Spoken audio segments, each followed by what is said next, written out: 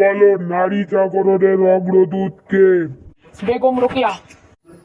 ঠিক আছে, এবার বলো, বাংলাদেশ কবে স্বাধীন হয়েছিল? 1971 সালে 16 ডিসেম্বর।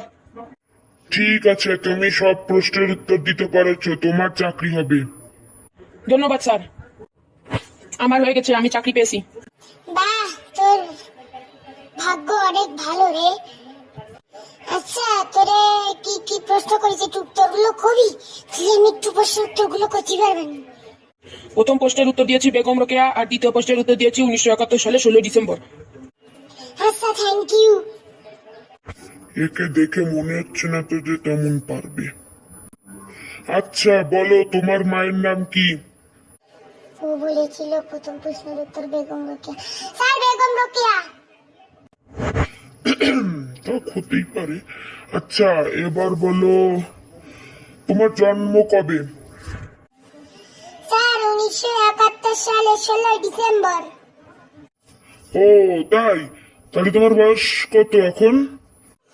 স্যার, বেশি না, কেবল 27 বছর। তুমি যদি 1971 সালে জন্ম হতে, তাহলে এখন বেঁচেই থাকতে না। বোকা কোথাকার, তোমার চাকরি হবে না। কি?